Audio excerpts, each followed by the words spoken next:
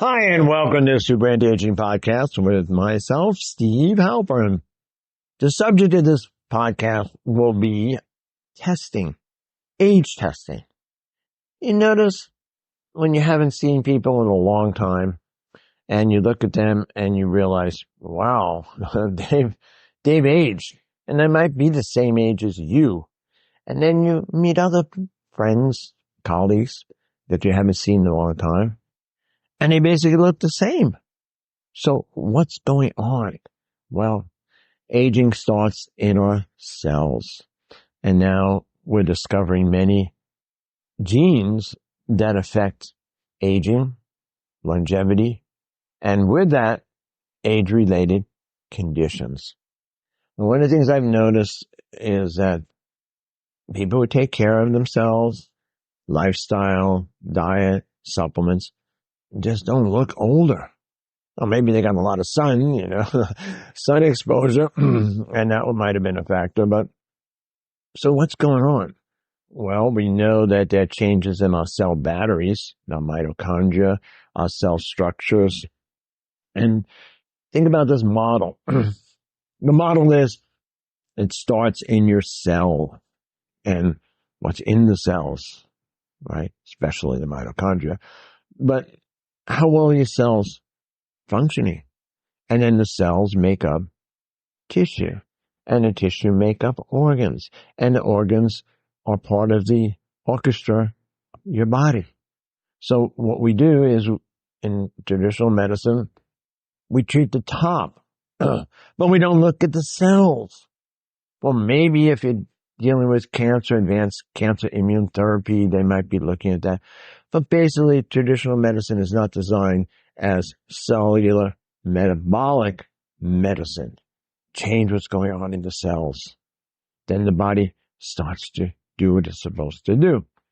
Well, one of the problems in this whole area is how do you evaluate technology that you might be using, whether you're doing vitamin drips or hyperbaric oxygen, or you're using lots of supplements, or you're using anti-aging drugs like rapamycin or maybe metformin or acrobos.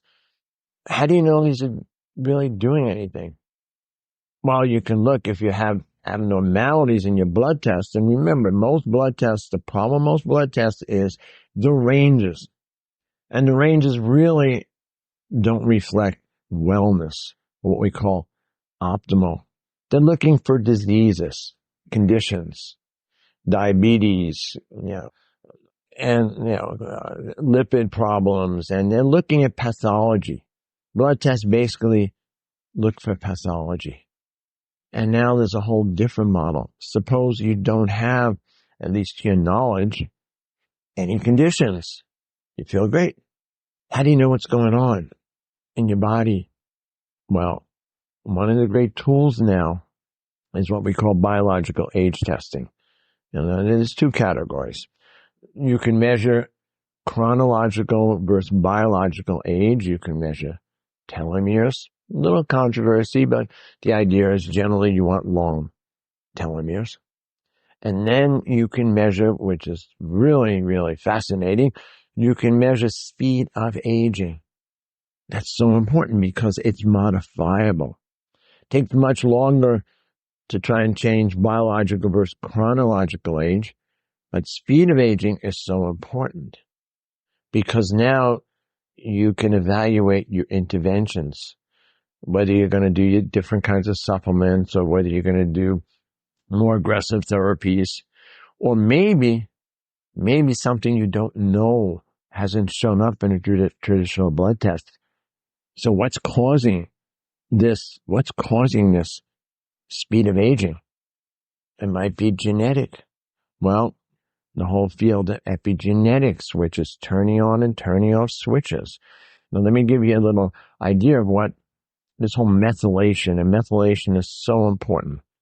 It can be very complicated biochemically, but basically think of methylation as compounds that are going to affect, biological systems that are going to affect gene expression, turning on and turning off genes. Now, don't get confused. There are supplements, that we call, methylation promoting substances. Like you might have a problem converting a vitamin into an active form of a vitamin because of some gene issues. So we're talking about something different now. We're talking about the scratches on your disc, the scratches on your record. How's the music coming out? Well, how's cell music and cell functioning working out if you have too many scratches? And is it possible to erase those scratches so your cell music comes out the way it's supposed to perform, to promote wellness? And that's the key. So we call it the pace of aging because it's modifiable. And often we suggest, in fact, there's even a contest now.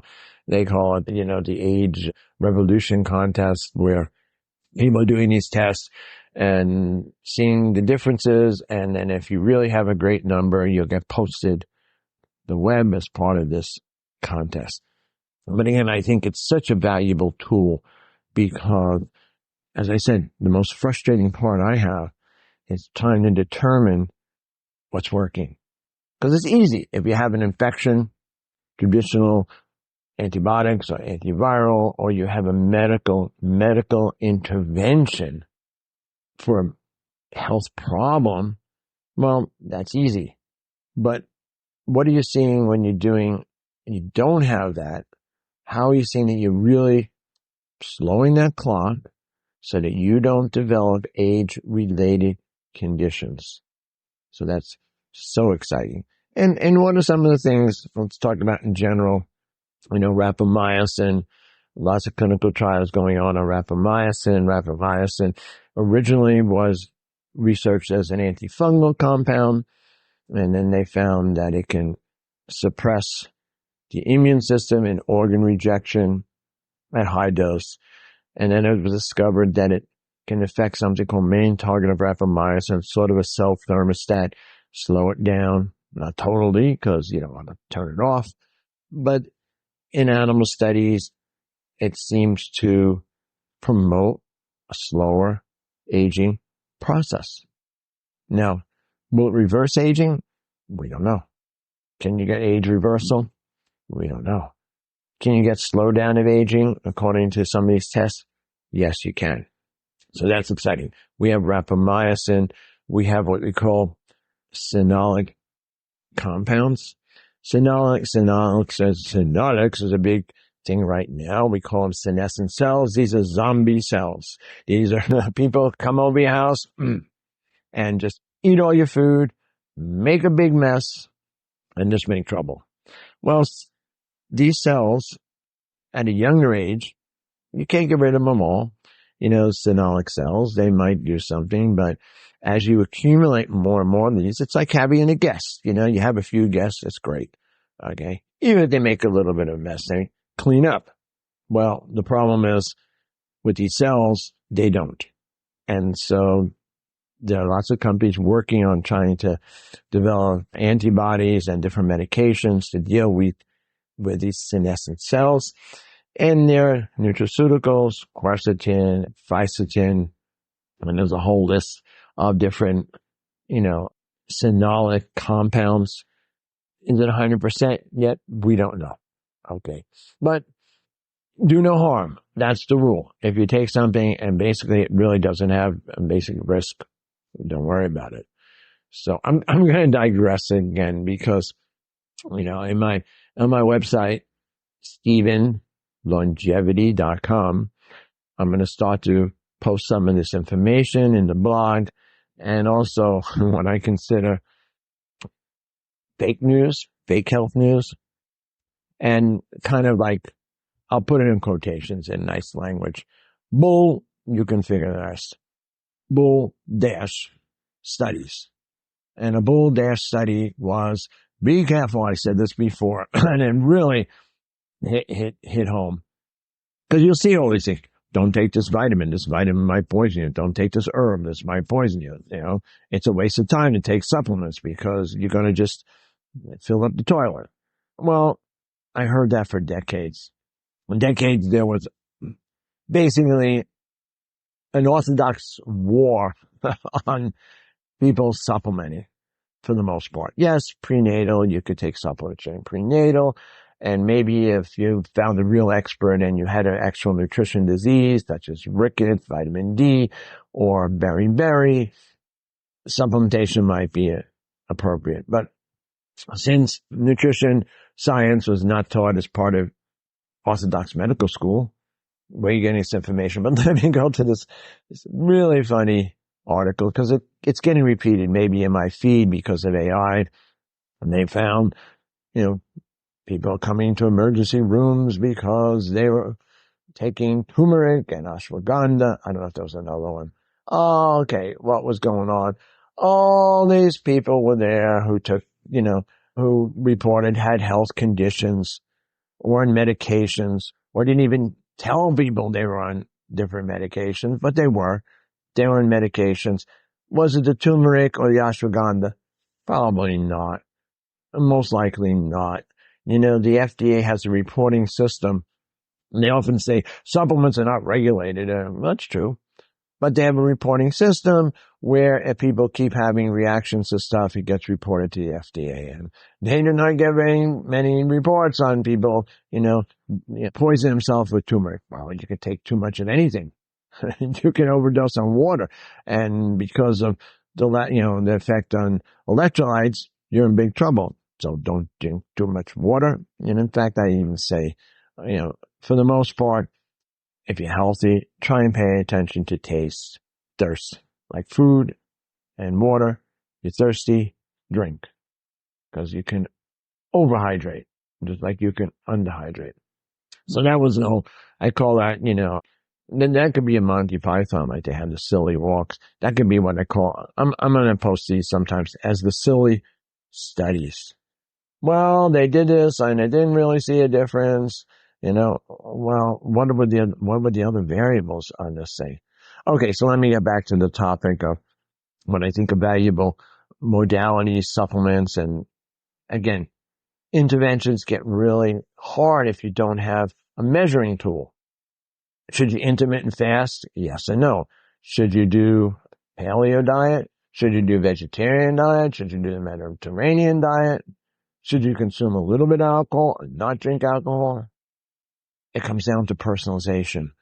There's a test, and I think everyone should have this done. It's called pharmacogenetic test, and it measures genes in your liver and how you process compounds, medications especially, but also supplementation, chemical, things that are in supplements and whatnot.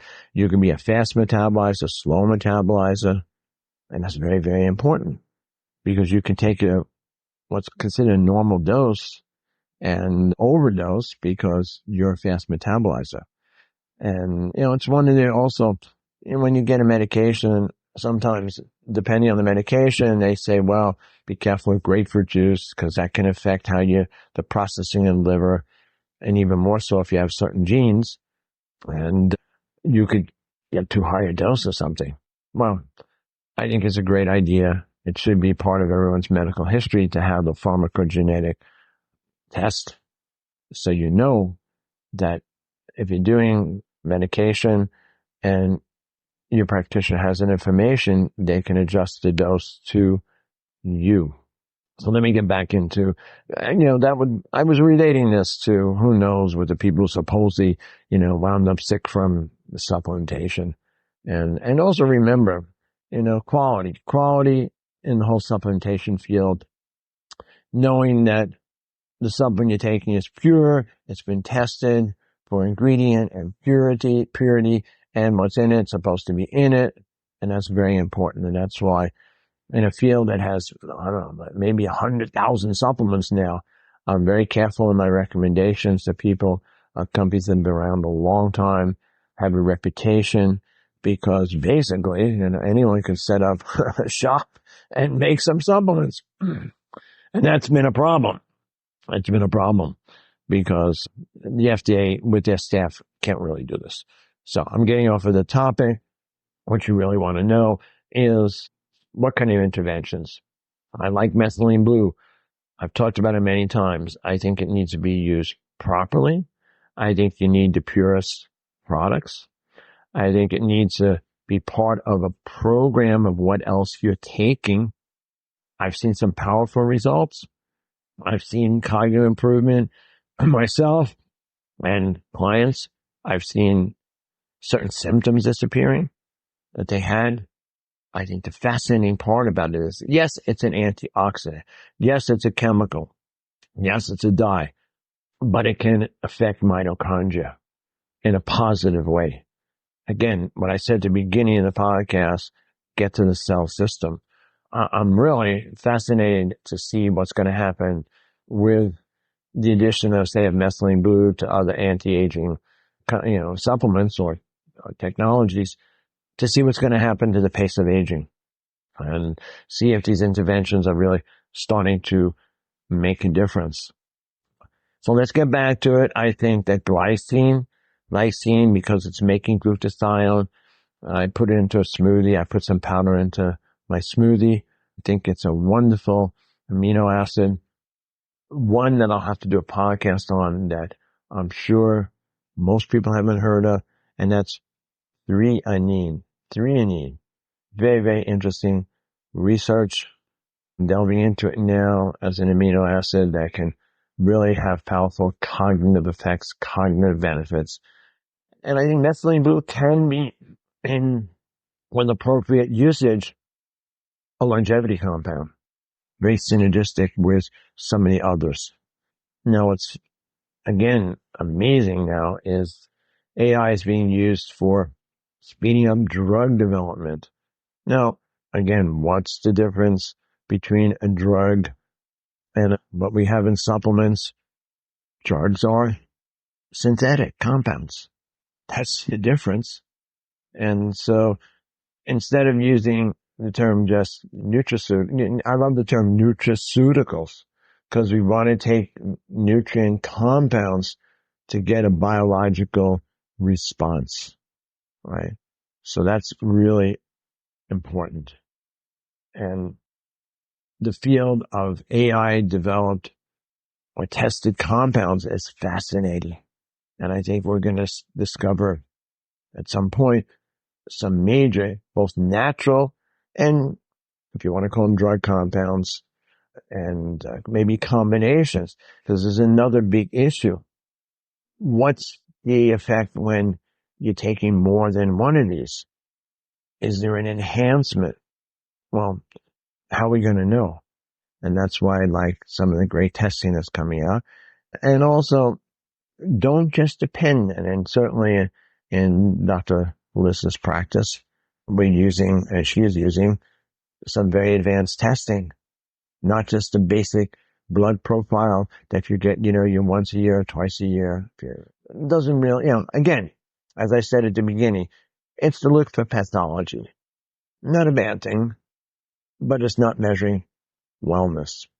So my website, StephenLongevity.com. Please share these podcasts. I'm going to eventually do some live podcasts, so that's great. Subscribe where we can interact and answer questions. So again, thank you so much for listening.